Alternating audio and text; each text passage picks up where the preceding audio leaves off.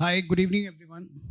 This is Rohit this side. I would be moderating the session already, and I think we've already talked about software-defined vehicles throughout the day, and that is where it gets really interesting for all of us, right? From people who are part of the panel, plus all of us who are as part of the dais and off the dais. Now, so I think before we get into the overall panel discussion, I just want to set the overall context, and of course, very glad to be part of this session, right? So right now, we are working in a highly interconnected world when it comes to overall ecosystem, be it your phones to your home to your cars, everything is connected to each other. So in that situation, right, how are we ensuring that we are in safe, secure, private, our own sort of comfortable zone? We are at the same time ensuring that we are communicating, but at the same time we are not communicating too much to people who are not authorized to sort of listen to our conversation, right? When it comes to global economies, everyone is sort of growing at a different pace, especially when it comes to India as an economy in itself. We have also seen tremendous amount of growth, both in terms of the overall global GDP and but also in terms of the overall connected cars and overall EV as an overall segment. We have seen good amount of revolution happening in the overall country also, and there is an enhanced focus that we see that there is towards green energy and sustainability, overall globally as well, right? With this, I think it's important that we are aware of what are the overall changing dynamics, the changing areas which are across the organizations, across the nations, and also across the overall when it comes to connected cars in itself. And here a different dimension to this entire conversation is about how secure are we, right? Are we uh, and as I mentioned, we are connected in all of these areas. Are we increasing our exposure level? And at the same time, there is another added question that there is a good amount of attack sophistication getting changed, right? The people who are getting into the systems are getting smarter as we speak. And with that, I want to set the context and set the agenda for today's session that we will be discussing more about how things are happening right now. What do we need to really do as a one single unit, irrespective of nations, irrespective of organization, as a community, human community? What do we really need to do to educate the end consumer when it comes to security and cyber security, and how do we overall ensure the entire ecosystem is intact? So with that, I would first want to first of all set the agenda and also invite all the panel members.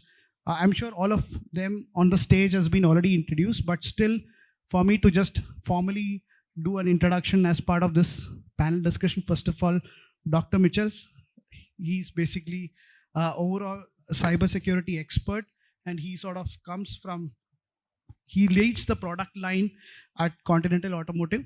And with that, we would really want to hear a good amount of thoughts and suggestions coming from Dr. Michels in terms of how he really considers the product and architecture side of automotives. We'll get into the questions eventually, Dr. Michels. We also have Dr. Shashwat, who's an extreme, cyber enthusiast, and he's also leading the cybersecurity at Marelli. We have Mr. Khushwant Pawar, who leads the SecureThings as a senior director, and also Mr. Vikash, who sort of is the CEO of HackersEra. So all of the esteemed panelists, I'm really welcoming all of you onto this session. The first question is to you, Dr. Michels. First of all, let's clear the overall air of software-defined vehicles, right? So what do we really mean by software-defined vehicles? And I know we've defined it time and again, but today I just want to broadly understand how the things are going to change from now to later on, how a software-defined vehicle is going to operate, what are the key components of its architecture, and from a functionality and also from an overall product side, what is your thought and how do you define it basically?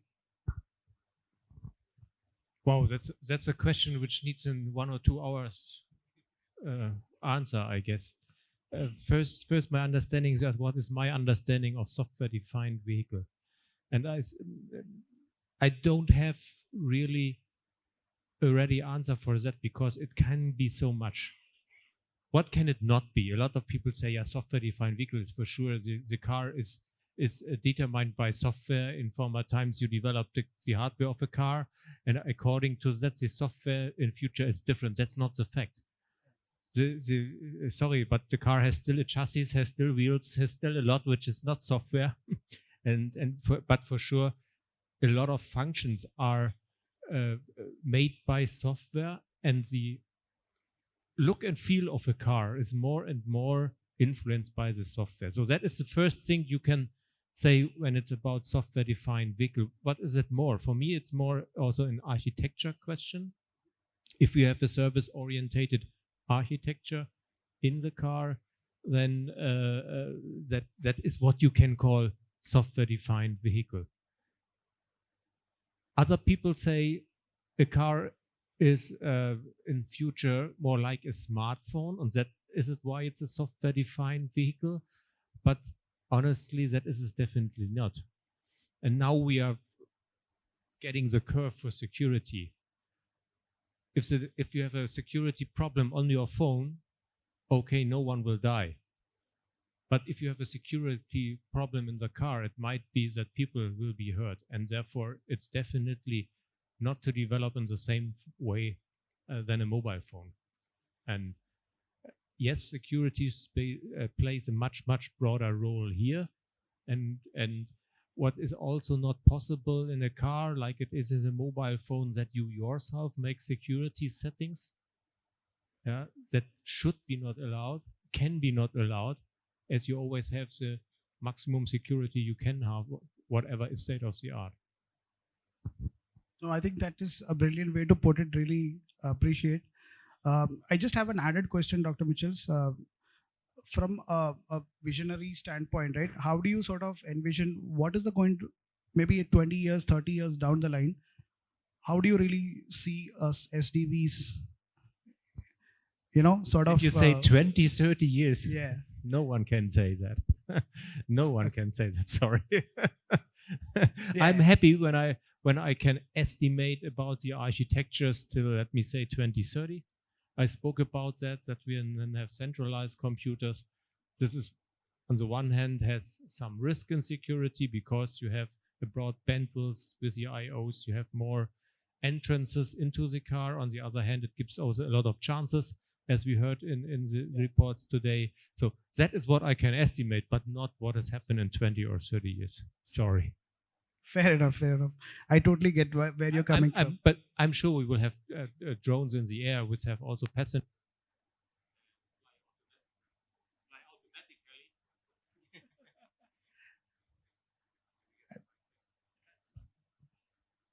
This one? Yeah. And that again raises the security need we have. Yeah. But more I cannot say. Sure. No. Fair enough, Dr. Michels. Now, I'll just come to Dr. Shashwat now. When it comes to the current trends that we observe in cybersecurity per se, to connected cars and SDVs, what are your views on what are the major risks that organizations or even connected cars are currently undergoing? What are the top 3-4 risks that you foresee? Okay, let me put it up in a very candid yet blunt way. Okay, we had a day-long conference on software-defined vehicles. A last session, security comes in. Okay, so it is not in the driver's seat. It is really way off. So that's a big concern. I saw some beautiful presentations. We said secure by design and all this other stuff. Now that has to become mainstream. That's concern number one. Concern number two is more intrinsic. I'm not yet looking at hackers, right? I'm looking within the ecosystem itself, which came up as trust. And when I use the word trust, okay, it is the ecosystem is so diverse. We have competitors that have to come together into the same platform and deliver a solution. So how do we have this trust amongst different people coming in together. That's where we at Marelli build in the concept of co-creation, where we move out, we collaborate with our partners, with our OEMs, and come up with some solutions over there. So that's trust becomes point number 2. Okay. Then I see SDV as a kind of a marriage of the unequals. And when I say marriage of the unequals, I mean traditional automotive engineers, they have been absolutely disabled people. They do the thing in a very structured manner. Everything is tested to the final. We give in a lot of engineering margins, and then we set the product through. Okay. But when you look at the software engineers and programmers, and they may hold my neck for that, but sorry, that level of discipline is still wanting. Okay. If it doesn't work this way, you have patch Tuesdays, patch Fridays, you have this updates, you have that updates. Now, that's something which is getting the two together to work itself becomes a difficult thing. So that's my problem number 3. Now let's look at the problem number 4. We keep on hearing these figures, millions of lines of code and 200 million lines of code and etc. etc. There is fact in it, and there's a thumb rule in computer science: for every 1,000 lines of code, you can expect some bug to creep in. It's a human who's coding. Thank God, at least a human. Now, out of this number of bugs that would there be in millions of lines of code that have come together, how many of them would be catastrophic from a security perspective? Even if it's a small percentage of it gives a great avenue of opportunities to the hackers over here, and that's the way it is. Even Dr. had brought it out in his presentation. The number of threat vectors have improved. Initially, there was one access port that you would get.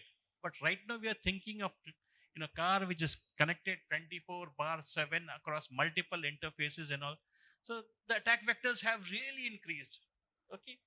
So now the complexity becomes even more and more and more. But with so much said, there is a subtle advantage also. Right? Today, I had to look at, as an overall platform architect, I would have to look at 30, 40 different companies giving you 30, 40 different ECUs. With this concept, a person like him can always say that, okay, this is the security concept of the SDV and you shall follow it. And he can put everything into place rather than to have, 30, 40 different people coming with 30, 40 different security managers and different HSMs, and that entire kiosk can be put into order. So I see it as a lot of challenges and I see it as a lot of opportunities there. I guess. Sure. No, I think thank you so much, Dr. Shashwat, to sort of drill it down further. And let me also take a cue from there. And that's where I probably go to our colleague from HackersEra, and we want to hear Vikash about what are the common techniques that you, from a hacker's point of view, have observed, who are using the vulnerable entry points and attacking the SDVs. What are the most common vulnerabilities which have been exploited at the moment? The most common vulnerabilities is to open doors, is to play with the PKES, passive keyless entry systems. Because if you don't have entry to the vehicle, you cannot perform any other attack. The first or critical, you can say, because there is an impact. Let's say I'm able to open door by performing attack on passive keyless entry systems. There are multiple attacks, so I'm not going into deep. Let's say you got the access to the door. Then you can plug a wireless dongle also on the diagnostic port. And then you can have a catastrophic events. You can create a catastrophic events on the vehicle by injecting fault or performing fudging or any attacks. So the first entry that you have to, and the most of the times the attackers break, or you must have heard the Toyota or someone, it's the open door, the passive keyless entry system. And then play with the onboard diagnostic port. So in-vehicle communication network like CAN and UDS. So these two things can be, if you take care of these two things, you can mitigate a lot of vulnerabilities. Basically, you're mitigating a lot of issues. Apart from that, there is a wireless Bluetooth, but that have limitations. It can be only exploited by a short range. You cannot exploit remotely a Bluetooth. You cannot exploit Wi-Fi remotely. And again, the Wi-Fi don't directly connect with the bus. It can give you some data. It can give you access of infotainment unit. Bluetooth can give you disruptions of communications or pairing of your phones. And now there is a 5.2 or 5.3 chip that have prevented a lot of already vulnerabilities. So the major attacks happen on the sensors, the door sensors, basically. Sure. No, I think that was very helpful, Vikash. Now I just, we have a regulatory expert on the board as well. So let me look at from a regulation standpoint and also from a standard standpoint, as you have that background. So Khushwant, from according to you, what are the major regulations or standards which are followed, especially when it comes to an SDV? And then just to educate all of us in terms of what are the again regulatory changes which may happen in the future as well, on based on the trend that you observe. So thank you. Let me wear the regulator's hat first. So I'm not a regulator. I'm just a panel member for the regulatory aspect. Second is there are far more expert people on the regulation part, but the implementation of regulation comes or requires these four basic principles: implementation of a CSMS, which I also covered earlier, implementation of a certified CSMS, followed by security by design, monitoring of incidents and responding to the incidents on a continual basis, and secure updates, safe and secure updates. These four principles by and large will not change, even if it is the SDV context. Why? Because the regulation has come long way from a fact that vehicles might get connected, there would be autonomous driving in place. So a lot of thought process has gone in the UNR 155 and UNR 156. And India has adapted the UNR 155, 156 with hardly any changes. That's AIS 189 and AIS 190.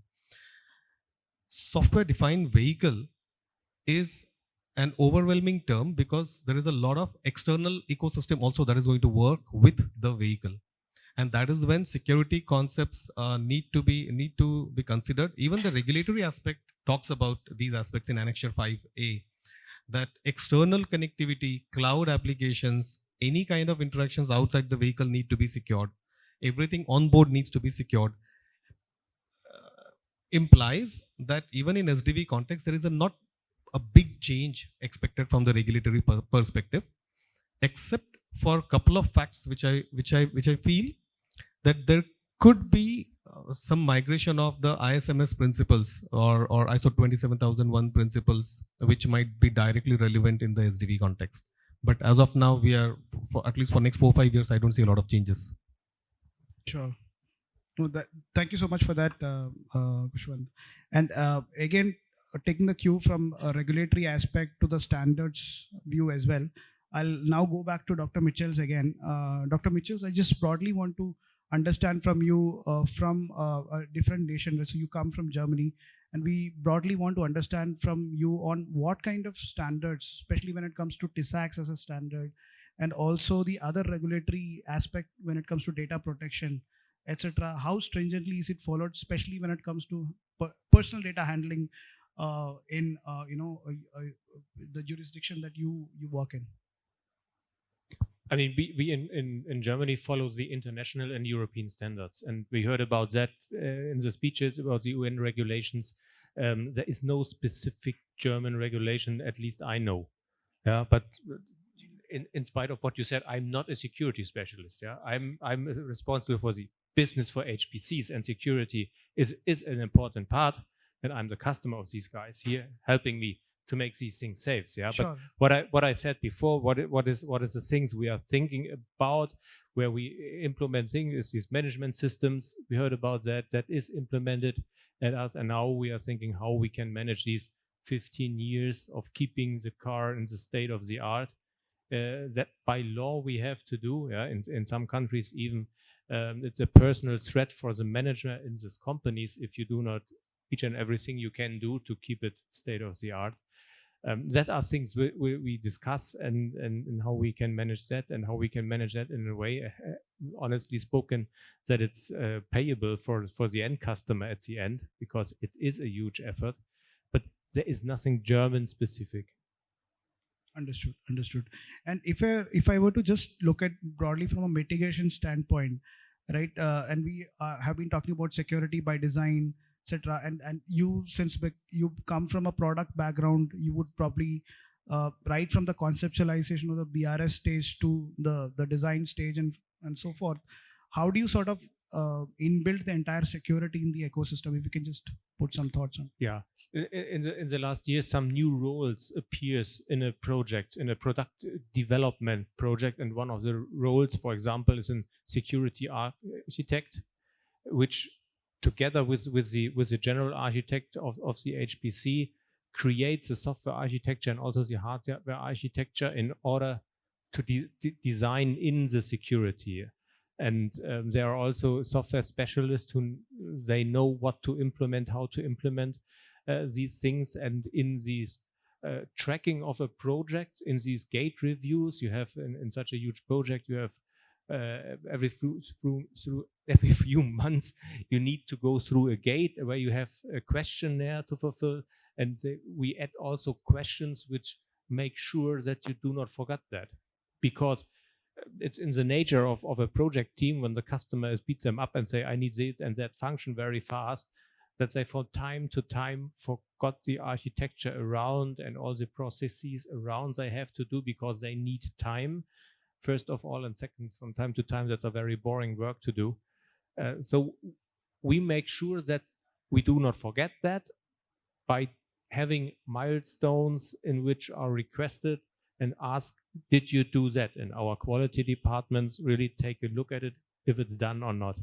We need to do that. That's also part of a lot of regulations in the ISO standards and UN standards, where you have to document that you do that. Otherwise, you cannot homologate at least components which are very closely related to functional safety also. Sure.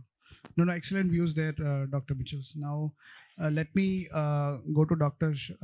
Shashwat. And here I broadly want to hear from you and understand from you on the, especially when it comes to supply chain risks.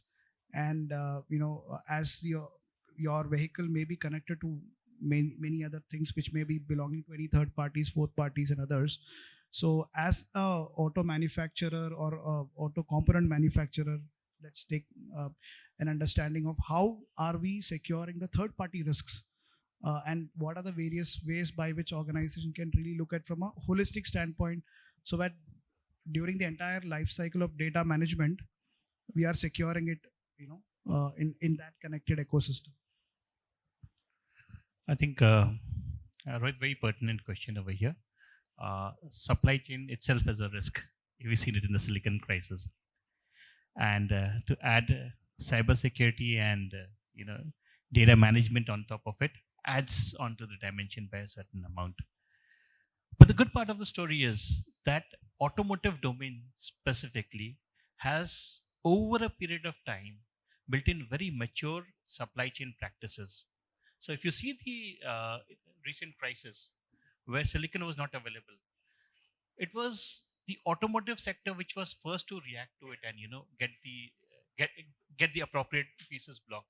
So having a great supply chain manager to make sure the availability is there, that's part number one. So once things are available, we also have interface agreements with suppliers that this is the security posture that is going to be there. So if you go to a silicon vendor, for example, we have this understanding with them that yes, this will, you'll be giving us a data sheet, you'll be giving us these features which are there.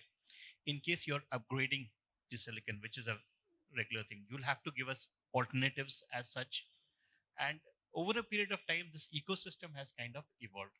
So that's what we are, that's how we do it with hardware manufacturers. We do it with software providers.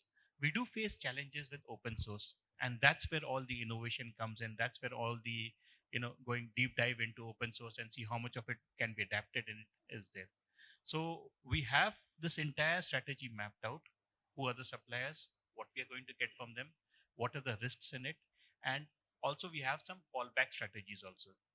That's the way it's by and large done. Sure. Yeah, absolutely. Yeah. So Shashwat, you rightly mentioned that the supply chain practices are there inbuilt for quite some time, from mechanical components to electronic control units. However, by and large, I see the SDV as a different problem to solve in terms of supply chain. The traditional outlook is that it used to be a integration of hardware challenge when it comes to interaction with supply chain and the engineering E&D architecture development and integration. However, going forward, this is more a because of hardware and software decoupling and a lot of stakeholders getting involved in software development. It is more a software, uh, like first is defining what is the SDV software needed, and then integrating that software, getting it done from a distributed development environment and integrating it, and then delivering a vehicle on a continuous basis, keeping it updated. So this is a very different problem to solve. Hardware will be still procured in the same supply chain manner which has been there.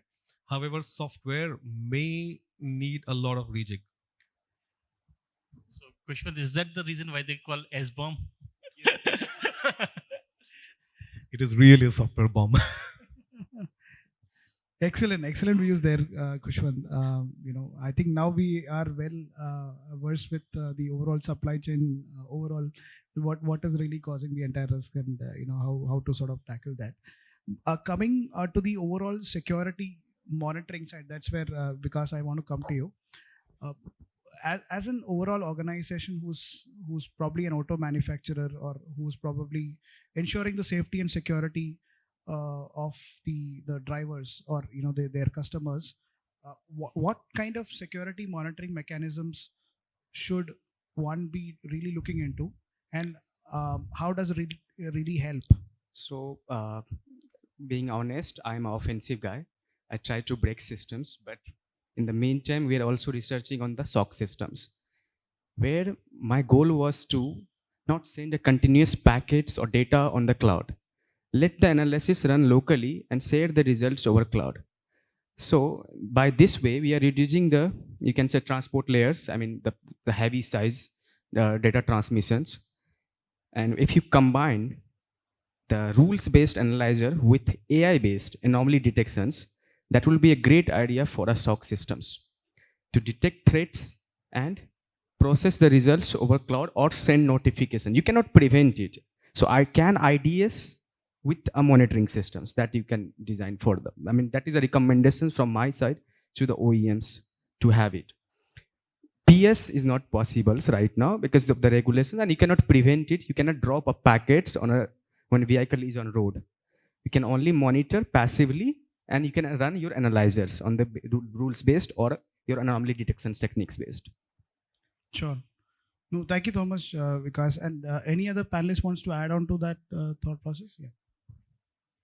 So just because you mentioned regulation, there is no block on sending prevention on the regulation. In fact, the regulation expects that there should be protection also, but it is a practical challenge. I mean, on the edge, protection implies that there has to be a well-trained engine on the controller, which can implement some sort of, or take actions that can prevent an attack. Firewalls are already protecting attacks, right? Firewalls exist. Yes. But the IDSs typically don't, because we are still analyzing, we are learning. The learning curve is long. Yeah. Second point that I wanted to add was what all need to be monitored. I don't believe that everything can be ever monitored. I mean, just take example of this hotel. There are two parts. One is a Okay. IT environment, IT assets, you can say.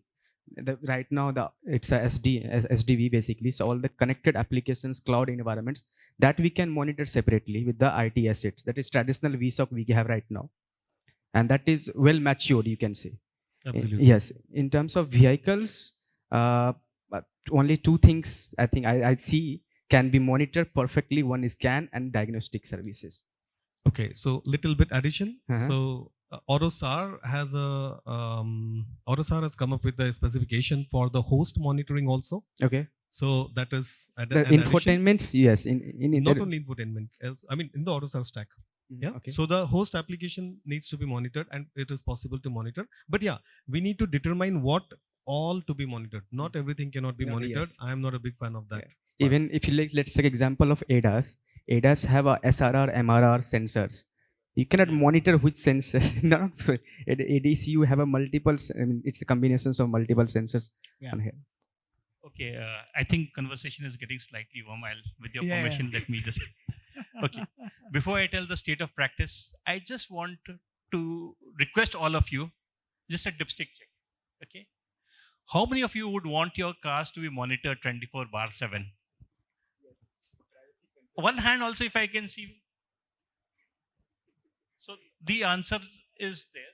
Nobody likes their stuff to be monitored through and through. At the same time, we have to have a thin, fine line between, security and basically privacy. So essentially, the way the car communicates with the cloud, incidentally, the number of IP connections that a car can make are very much limited. So there are avenues where you can actually put in your checks and balances to see that, okay, possibly there could be a car hacked, and a nightmare is a mass car. I just Mass car select. Yeah. Now, having said that, the most ideal state, what is the state of practice? The state of practice is far more passive. We in this automotive domain, all our components are actually called items, and it's called items because that's what the ISO asks us to say. Yeah, Yeah. and nothing else from Yes. the same. So for each and every component which is called an item, we have something known as continuous monitoring, where what we do is we take the list of software libraries that are there, which we just called was software bomb bill of material, and we monitor the space that are there any attacks on these SBOMs, like are there any vulnerabilities reported, CVSs are there and all. And once we see that, our immediate action is to see that, hey, are our libraries which we have used, are they intact? That means, okay, if there's an attack, under what conditions is the attack? What is the kind of different privileges required to execute it? Do we fall in that bracket? If we fall in that bracket, we immediately raise what is known as an event. If it's catastrophic, that becomes an incident, and then we start taking countermeasures. Right? So No, I think just very want to well add on said. this. Yeah. Monitoring cars have a pros and cons, basically. The pros is the event triggers if there is abnormalities. If I am a user and if I am driving my vehicle, you can say racing, basically, rash driving, my behaviors or users' behaviors is also noted on the cloud, or basically it can be shared with the insurance companies. So No, that's very true. I totally agree. I think it's a thin line, as they say, between security, privacy, and comfort, right? Yeah. Dr. Michels, you have But I think now we have left the area of security. Yeah? When we talk about driver behavior, it had nothing to do with security, a lot with privacy. And then when we speak about monitoring, we speak about monitor if the software acting logic, or is there any abnormal behavior of the software we do not monitor the car or the driver. And therefore the question is also, do you want to monitor your car? I would say, yes, please monitor my software, but don't send the police how fast I'm driving. Yeah. That's actually that's right. That's the most ideal kind of a situation. But I'll give you a very subtle example. There is a lot of geographic locations also that are involved. If the system is hacked, instead of showing me at place A, it shows me to place B.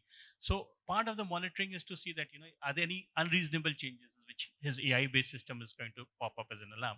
As a matter of fact, I am expected to go home immediately after this conference, but my friend Khushwant has come from Pune, so we're planning to go out for a beer, and we have a favorite joint, right? Now, if it's being monitored, you can join. So if there's monitoring, well, we are stuck. I'm stuck. In fact, of course, there is another one which, again, as you brought out, I will digress on it. There was an incident in Kerala where they had a very advanced system of any driver going over speeding. The cameras would click a photograph and they would send it immediately on mail to the owner's location, home. And that's somewhat innocuous. It was just a speeding ticket, maybe a few thousand rupees. But for a person, that led him to the family court for a divorce petition, because he was driving with the photograph was clicked with a co-passenger who was another lady, right? And then somebody connected the dots and all. So of course, that's another level of monitoring. But Yeah. But then let's stick to what you said.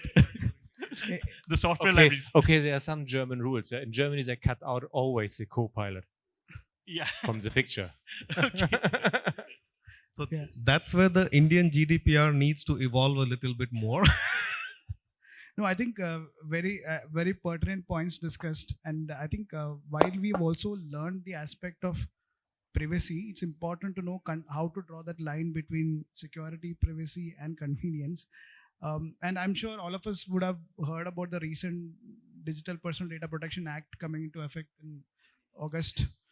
So I think a lot of regulation, Dr. Michels, for your consumption is very similar to GDPR. India has also come up with that regulation after much deliberation. So I think that aspect is also coming into effect. Now coming to I think some of the final aspects, Dr. Michels, I want to hear maybe from an overall product standpoint, how's and as we are in the age of AI, ML, how's the overall ecosystem going to pan out? And as we after the chat GPTs, we have been saying that English is the new programming language, so it's not C++ or Java anymore, right? So from that standpoint, how are we ensuring, or how can we use AI and ML to our advantage to sort of secure things and even also design it in a more appropriate way when it comes to SDVs? Yeah. The answer is very easy. For sure, in the future, a lot of code will be generated by AI. But it's some way to go. I learned recently that Google already is coding 50% via AI automatically, not any longer manual. I think in some areas it's easy to do. In other areas where we have to be 100% sure that the software is okay, it will need a little bit longer, and it will need a little bit more development of the tools which are available today to create these code, as they do not know nothing about automotive standards. That will change. I do not know how fast that will change, definitely. And for sure, we are also in such topics, and see how we will do that. And that will definitely change also the working place for software engineers. We will not need in a few years so many people doing coding. But we will need people who do much more people who do software architecture, system architects, etc. pp, which can oversee and which are able in their brain to process all this, even they do not coding. And that will be maybe a new category of software designers. Khushwant, So, very valid point. Today, when we look at a lot of bugs that are introduced into the code, or that they are mainly due to coding errors, but there are some logical issues that are introduced in the code, and that is because of non-deterministic code. So that comes from a principle where in every logic of the every use case and the outputs coming from any kind of function implementation needs to be analyzed at the time of system design. So coming up with this perfectly deterministic code is a long haul task. But the more number of system designers and system architects are involved in analyzing those switch cases and coming up with a deterministic way of creating code, and let the coding be done by the advanced tools. Anyways, we have a lot of code generation tools today. Further, it might be implemented or developed even by AI tools. That's perfectly fine. But more number of system engineers will improve the quality of the products that we get in future. Perfect. I think well said. You want to add? I have a little bit more. I have a little bit more to add over here. See, GPT is full form, generative pre-trained transformer. Okay. SDV is not yet there. It's on the horizon. What are we going to train the GPT systems with? We don't have training data. And at best, what I found GPT, and you can disagree with me, for a lot of routine, mundane things, it gives you very good answers. Like, for example, Wikipedia, it has been trained well on. So if you ask any questions, it's going to come out with fantastic articles which are specialized in customized Wikipedia information. Some code it has got exposed to, so it is coming out with decent code over and over again. But if you want to do cutting edge work, still the intelligence matters, and the artificial one is not yet there. especially for security. And you asked me about the challenges, and I told you about the programmers and all that. Now, I'm really afraid of machine generated software. That's something that's really good, really, difficult. But having said that, a structured way and a better approach which automotive industry has followed is the model based development, which is working out very well. So a lot of good code that has been written is being reused over and over again. We're getting better time to markets with model driven architecture as such. So yes, it will be another 30 years, maybe I would say, or 20 years as such. But as of now, if I have to do cutting edge work, it has to be my brains. Sure. And I think one final point to discuss, I just want to, request my fellow panelists. First of all, from a consumer standpoint, now I think we have discussed from product side, we have discussed from the regulator side, we have discussed from the customer side. As a consumer, what are the key takeaways that they should bear in mind when they are in a SDV or they are they own basically an SDV? Is there any tips and tricks that we can sort of give them?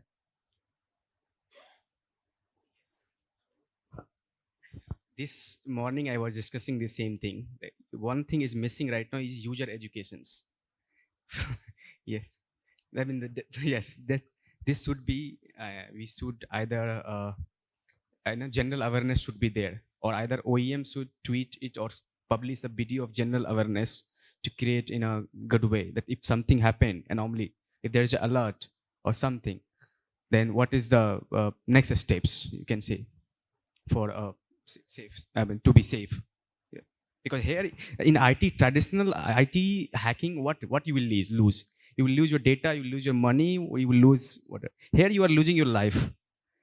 Yes. So there should be some manual on this also. SOPs and procedures and manuals which should be given. How about training? That's a question that really frightens me. And I'm so frightened because I saw some automotive OSs and all that. And I was just wondering myself, should I be asking the part of user experience, is your antivirus definition up to date? Is your patch up to date? Those are frivolous questions which we should not look at. For giving him a good user experience, the user is not bothered what is happening inside. We have to give him a good car personality. A good user experience means we have taken care of everything. We have done our work so that he doesn't have to do anything else. Right? There are features for him to utilize, to use. He must use it to the fullest. Peppy driving, things like that. He can change all the interior lights and all that. So those are the things that we in the automotive industry are working day and night for giving a great user experience across the industry. If we can wow the user with this, that's where we win the battle. Nothing else as such. No, I think thanks. The vehicle is also a computer on wheels, basically. So when you are going to buy computers or laptop, you say that I want antivirus. I want what is the antivirus capability to ensure security. Similar way, we have to. We should not repeat the mistakes which computer science made. We should not repeat the mistakes that if your antivirus is not up to date, that means you are, you're not taking due diligence. We have to give them systems which do not need antivirus, right? We can't give half-baked systems. And that's where I brought in this, marriage of the unequals. One side, we are very disciplined, right? You look at the kind of tests that we put our machinery through. And on the other side, okay, we'll release a patch. That is something that needs a change so that the person who's sitting or a person whose kid is sitting next to him is sure that when he presses the brake is going to stop in those 2 microseconds that have been promised to him. Yeah, I think very well said, Dr. Shashwat. I think brings about a very interesting point of how to ensure that cybersecurity or privacy is used to a business advantage by a product manufacturer or an auto manufacturer, right? So, it's not the user's problem, it's the manufacturer's problem is what doctor is sort of looking into. But I think I just want to draw a parallel to maybe the privacy side, how well iPhone has used that. You would have seen the hoardings of iPhone which says privacy. So privacy is one of the talking points. They use that to their advantage. right? So just anyway, just drawing parallels to that. But I think now we come to the end of the session. I just want to conclude on some of the points, and maybe I'll put the Q&A for maybe a minute if it is we have time. But yeah, so what we've discussed is today, for starting from the overall definitions to the major cybersecurity challenges we talked about. We also talked about the various common techniques that one uses to sort of attack the critical infrastructure, and including the especially SDVs in itself. We also touched upon some of the regulatory aspects which we are going through, what kind of mitigating measures that one needs to sort of look at, and then how the supply chain risks can be addressed, and what kind of AI and ML support can be looked at futuristically from a product standpoint, and also from a consumer overall. So I think that's what we discussed. We had a fruitful discussion. Thank you so much for all of your contributions and all of your, really appreciate your points, and that's all we had. We probably will have a Q&A for a minute.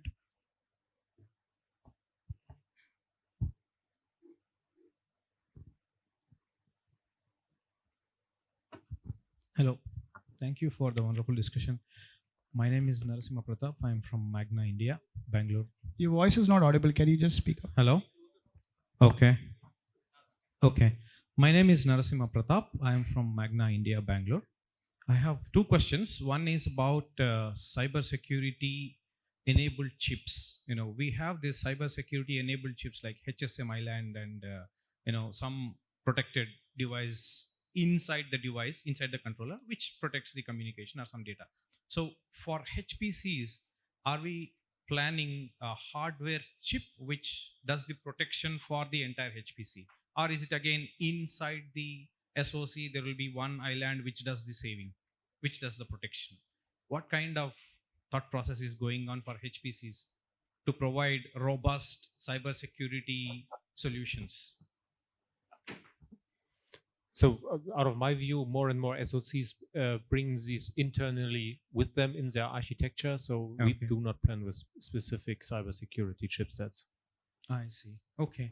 And another question to these NXP, Mr. Garg, that how the zonal and zonal computes and CCUs are differentiated from the hardware manufacturing perspective. How do you see it? What do you mean exactly with hardware manufacturing perspective? I mean, it's both PCBs and we have a pick-and-place machine to put it together.